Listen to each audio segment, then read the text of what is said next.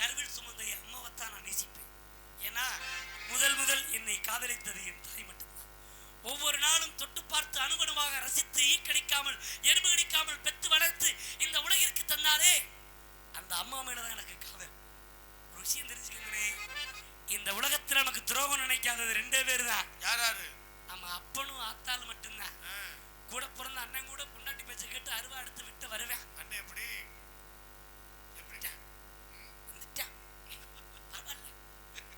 என் காதல் என் அம்மா மேல உள்ள காதல்.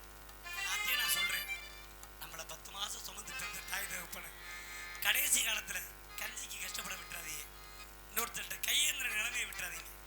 ஆக்கிற சாப்பாட்டுல ஒரு கைப்பிடி கூட போட்டு அம்மா அப்பா சாப்பிட்டுருவாங்க.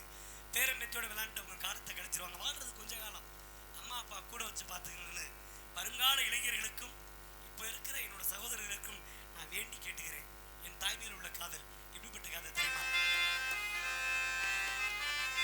ஆத்தா ஊஞ்சேல அந்த ஆகாயத்தை போல தொட்டி கட்டி தூங்க தொட்டி கட்டி ஆட ஆத்தில மீன் பிடிக்க அப்பனுக்கு தனதோ வெட்ட பார்த்தாலே சேத்தனைக்க தோணும். செத்தாலும் என்ன போத்த வேணும்.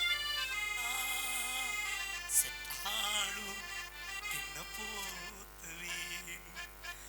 ஏ அப்பா அப்பா உன்ன போல யாருமே இல்லை, எனக்கு யாருமே இல்லை. ஓ கை வீரல புடிச்சு நடந்த காலம் மறக்கல. 10 மாதம் தாய் சுமந்தா முத்தத்தை நீ சுமந்த. 10 மாதம் தாய் சுமந்தா முத்தத்தை நீ சுமந்த. நித்தரத்த வேர்வை சிந்தி உழைச்ச சாமி நீ. ஆதரவா நீ இருந்த ஆழமரும் போல் இருப்ப. தாடி மீச வச்சு வந்த தாய் நீயப்பா. அண்ணே, பெத்த தாய் கூட ஒரு நாள் உன்னை 10 மாசம் சுமந்து பெத்தெடுத்தேன்னு சொல்லி காட்டிடுவான். ஆனா எவ்வளவு துன்பங்களையும் தன்னுள்ளே வைத்துக் கொண்டு நமக்கு இன்பத்தை மட்டும் கொடுக்கிற ஒரு உறவு அப்பா மட்டும்தான். தாய் இறந்ததுக்கு அப்புறம் அந்த இடத்த பூர்த்தி பண்ண மனைவின்னு ஒருத்தி வந்துருவா. அப்பா இறந்துட்டா கடைசி வரை அந்த இடம் காலியா தான் இருக்கும். அப்பாவுக்கு நிகர் அப்பா மட்டுமே. அம்மா அப்பா வணங்குங்க. ஆத்தாவு ஜேன அந்த ஆகாயத்தை